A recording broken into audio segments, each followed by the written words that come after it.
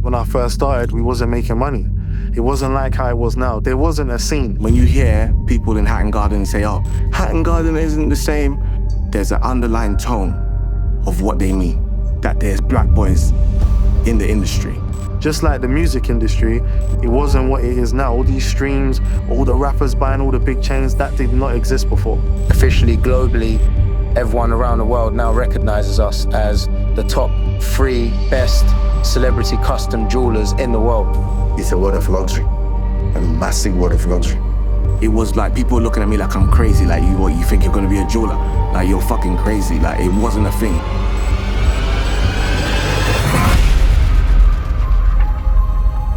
In the heart of London, nestled amidst its historic streets, lies Hatton Garden, a symbol of tradition and timeless elegance. For decades, this region has been the epicenter of the UK's jewellery trade, which has been dominated predominantly by a Caucasian community and steeped in history of exclusivity. But as the world evolves, so does too Hatton Garden. In recent years, a powerful force has emerged, transforming this traditional landscape, the UK hip-hop culture. Driven by a relentless spirit of creativity and innovation, black artists and entrepreneurs have begun to leave their indelible mark on this historic district, shining through the dirt. Welcome to the crossroads of tradition and transformation. Welcome to Hatton Garden's new golden age. Something real, something raw, not accidental, no, I'm sure. You're not needed, show you the door, but what's that, yeah, are you sure?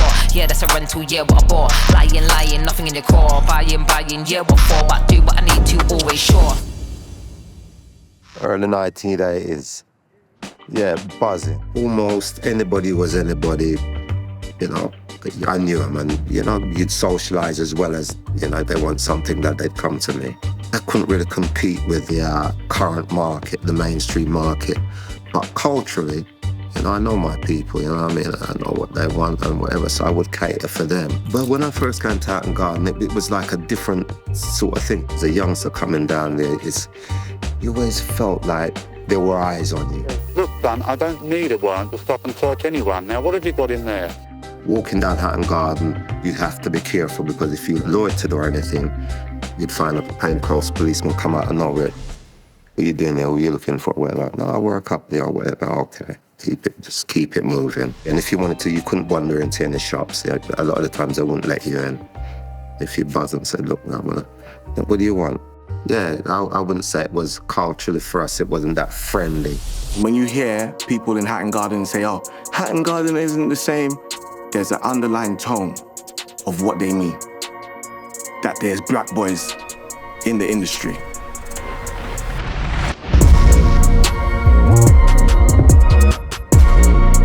Trying to work on some ideas on the ring, innit? Just think of what we can do. Just like, you don't want to kill Ice Jewlz, that's what Cheifer does me. I got into the game very young when I was 16. I've always said I wanted to be like a businessman, and I was chatting to my girlfriend at the time, and she actually just started to get on to me like, where's your business? Where's your business? So I was just looking at stuff I can do, and I ended up starting jewelry, but not like hip hop that you're looking at right now.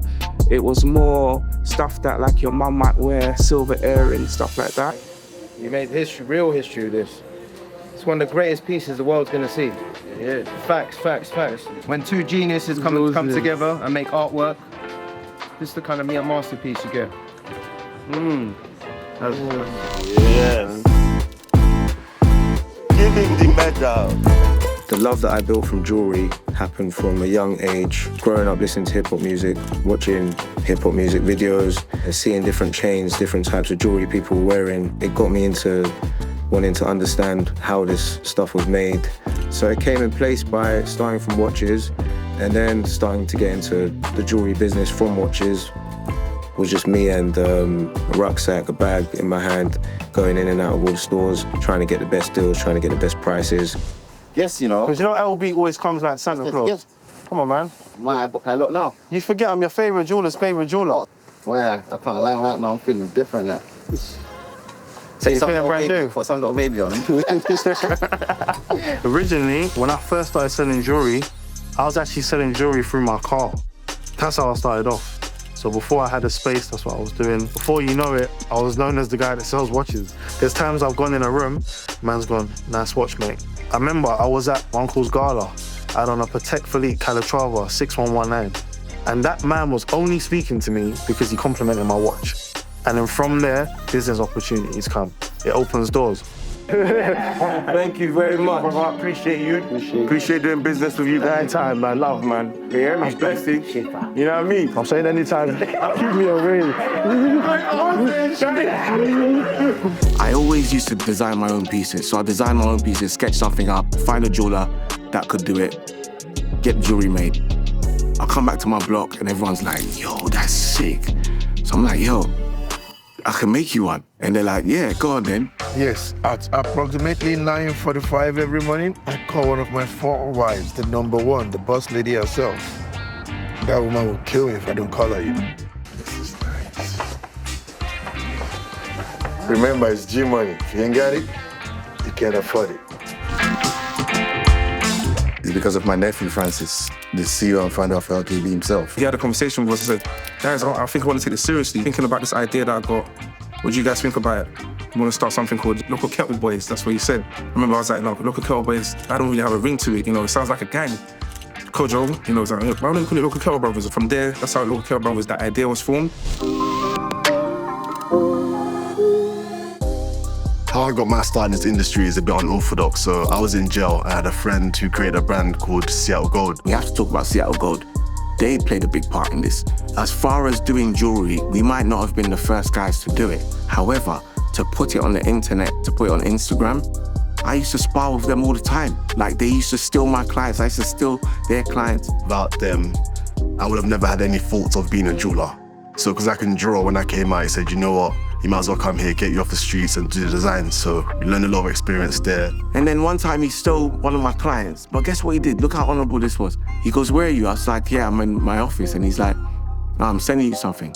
And he sent me like 3 carats worth of diamonds, like Melly small stones. And he's like, bro, you lost it. I stole that footballer off you, man. But hold these stones in it. Which I felt was, like, Jeremy, I was like, nah, what a fucking real one. One of the craziest pieces we've made is the Lings pendant. Loads of different cuts, 300 grams of gold, over 70 carats of diamonds in it. And a personal favorite of mine is a picture pendant that we recently made. And the way I designed it so it actually looks like a picture frame. So when you go to your jeweler and he's giving you just all small stones, tell him, nah, the Bust Down King said that's how you do it.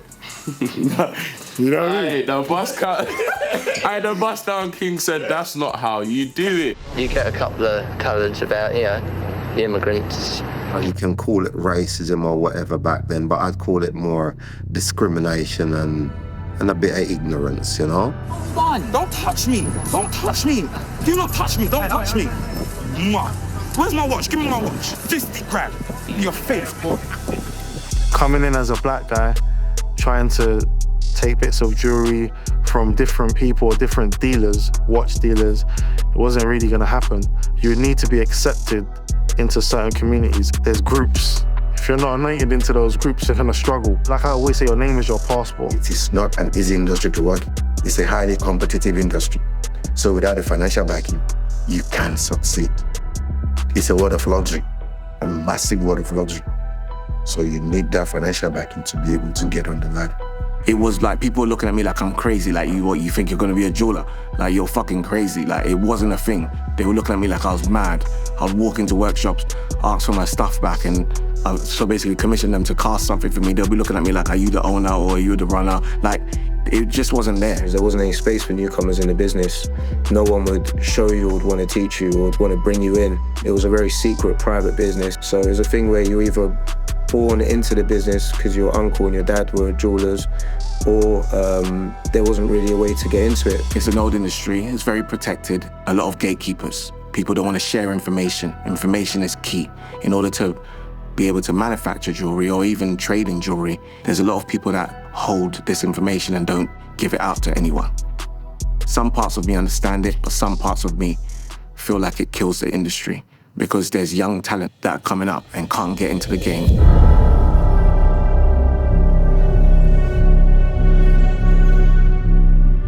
I'm a typical example. When I started out, it was so hard for me to get even just diamonds, I could do everything else, but I couldn't get diamonds. They just wouldn't serve me. The diamonds are coming from Africa, coming to the UK. and me, a sovereign of the state, I can't buy diamonds and it's coming from where I'm from. Doesn't make no sense. Obviously, you got the negatives where getting credit at first, they're like, well, you're gonna just run off, like, type of stuff. But as long as you keep your word, people after a while, they have to believe you and trust and invest. Sometimes it is from like our own people as well, especially in jewelry. They're not used to buying from someone that looks like them. That's why sometimes they're a bit ignorant and hesitant to, shop with people that look like us. I was in Hatton Garden and whatnot. Like, no one took me seriously and whatnot. And this is like they took me seriously, but they just thought, yeah, look at him, yeah, he's just running around or whatever. And then I remember, like, I told Anthony Joshua to pull up to Hatton Garden. Yo, AJ, tell them, bro. Security. Everything all right, Cheifer? Yeah, no, one jeweler's troubling me down the road, mate. That's when he just literally came out of the Olympics. And, bro, he just shut down the whole strip. And everyone's coming out, people hanging out the window, like, oh shit, Anthony Joshua. The following day, man, I was walking on that strip with my head high. Everyone's like, yes, Cheifer, yeah, I love what you're doing. Hey, Cheifer, do you need some stones? Hey, Cheifer, do you need some gold? Hey, I'm a caster, I'm a this, I'm a that. It has changed, but it changed. You've got to shock the system to make it change, yeah. Recognizes us as the top 3, minimum top 5 best celebrity custom jewelers in the world. Every rapper, what's the first thing they do when they get money? They get a chain, they get a watch, they get a car. It's part of their branding. It's the biggest pen I've ever done, the most carat weight. Yeah? How much carat them?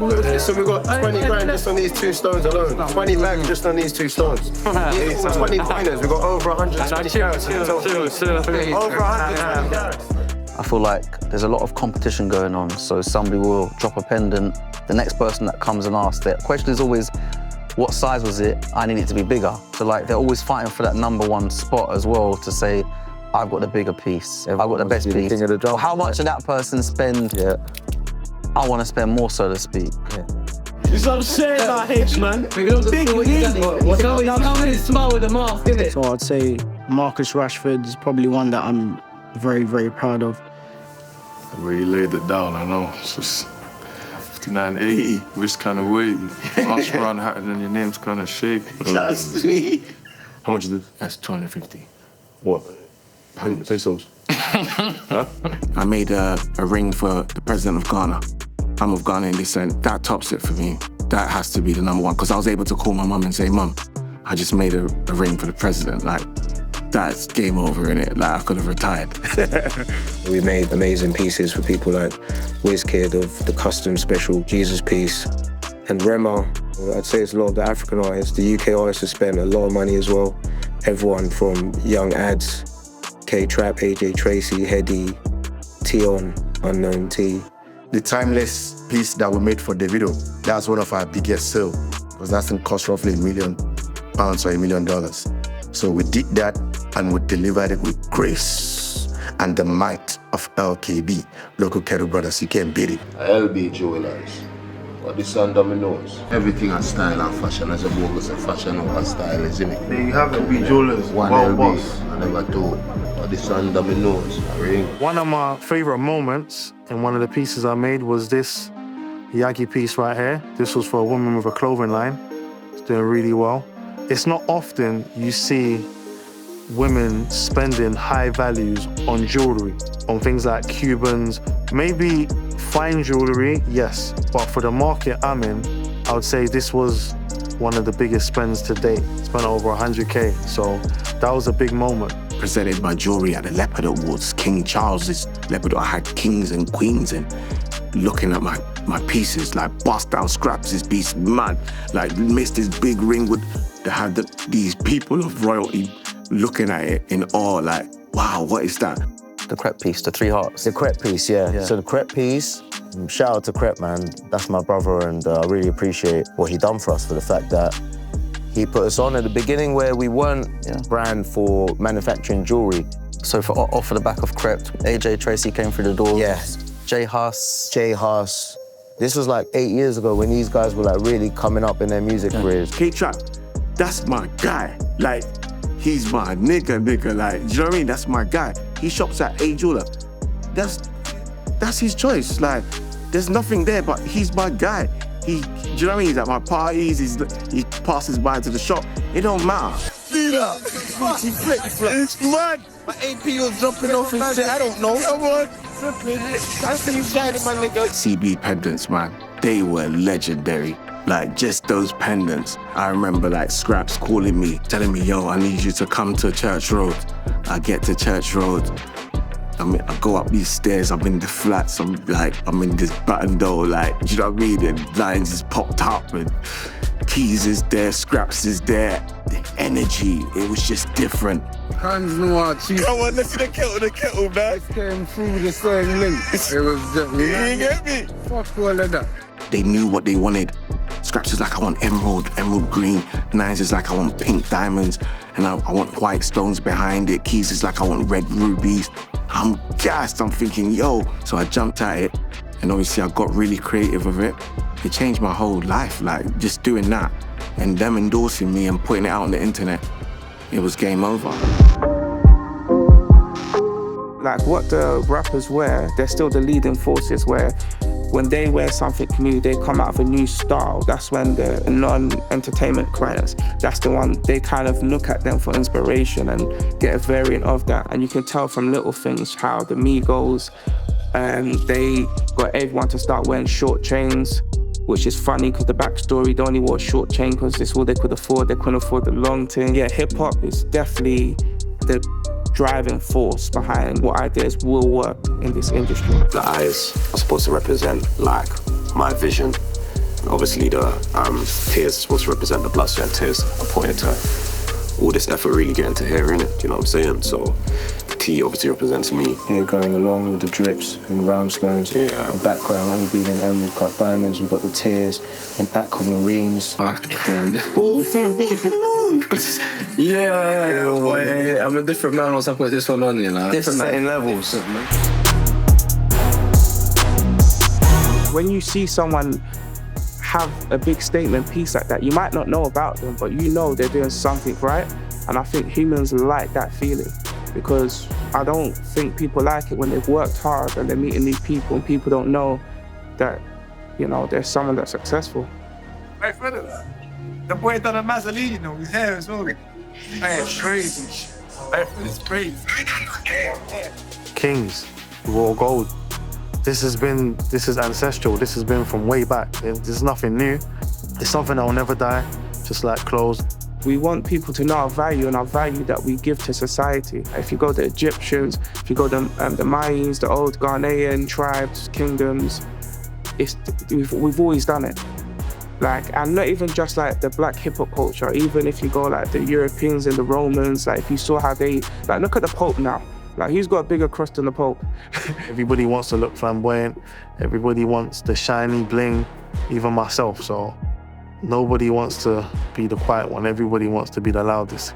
They see these things and people are materialistic, so they'll see if, oh yeah, he's doing well and he's got money or he's doing something right in life. It just makes you look good. People will always be trying to please the audience. It's not just to make yourself feel good. Definitely does make yourself feel good, but at the same time, you definitely want others to look at you and think, wow.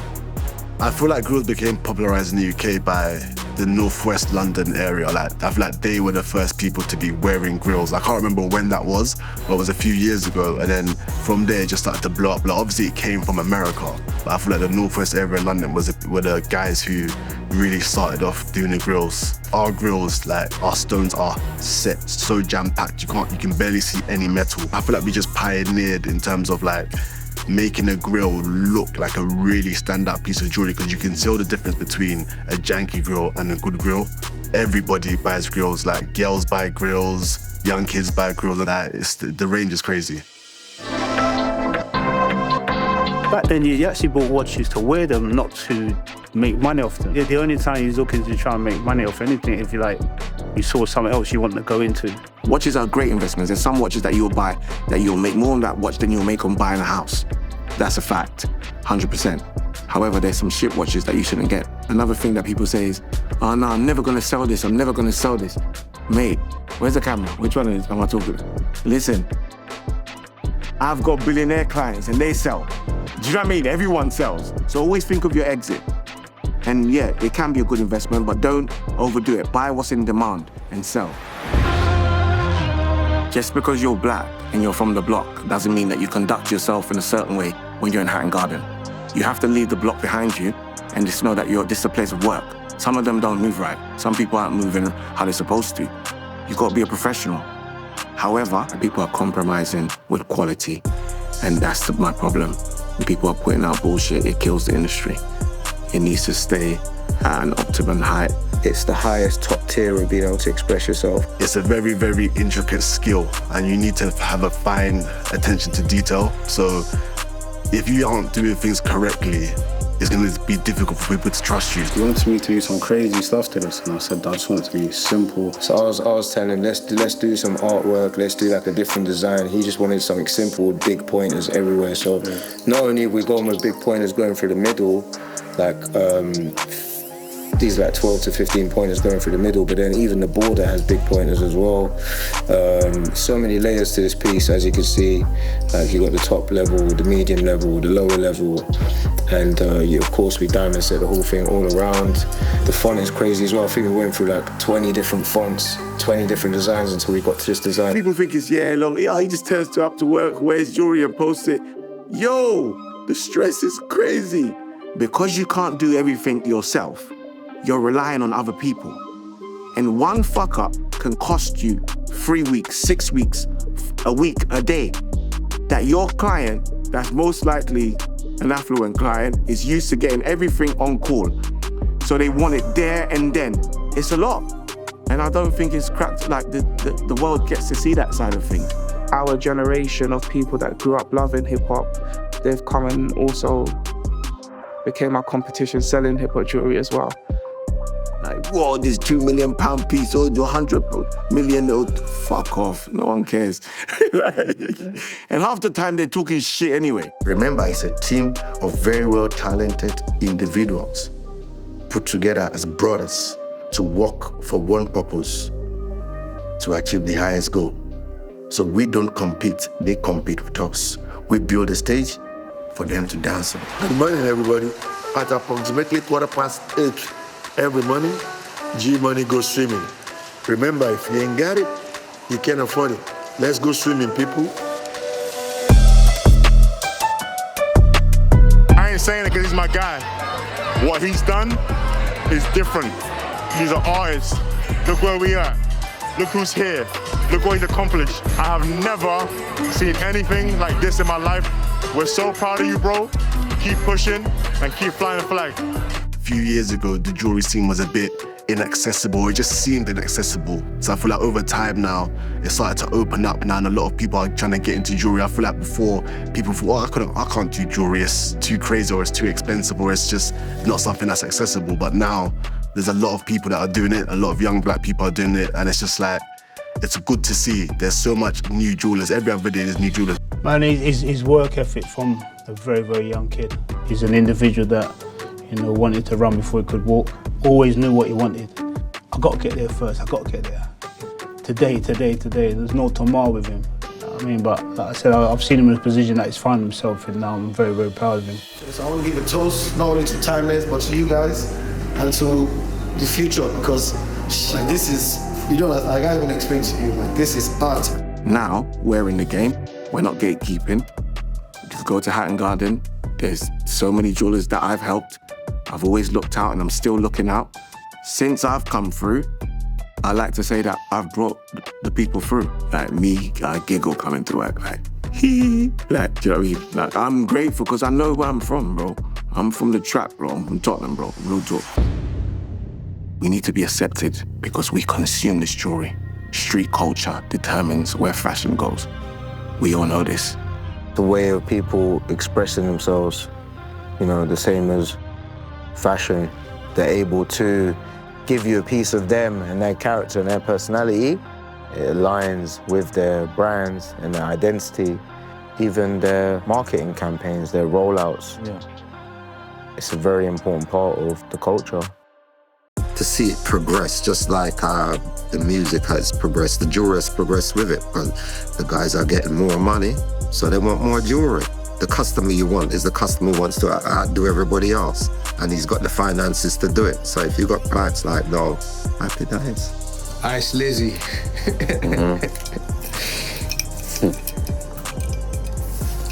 Who's got a bust down comb? It's what's his face? Sincere, yeah. It's double-sided. You can get trapped and lose sight of what is really important. Cartier, Tiffany, Bulgari, like these brands have great lineage. So I wanted to play amongst them because I feel like, yeah, I can do it. What do I want to be remembered for when it's all said and done? One of the pioneers for the UK jewelers, especially the younger guys. I want a lot of the younger kids to look at me as a role model and think, you know what, I can do that as well. Because it's quite intimidating. Jewelry is a luxury business, everything's expensive. When you're coming into an industry like this, it's very intimidating. And it was like that for me myself. To stand there and look at my name on top of that shop, fucking hell, bro. Like, that doesn't get old for me. And to have our people come in their tech fleece, in their tracksuits, in their hoodies, and still get that Bond Street treatment, I love it.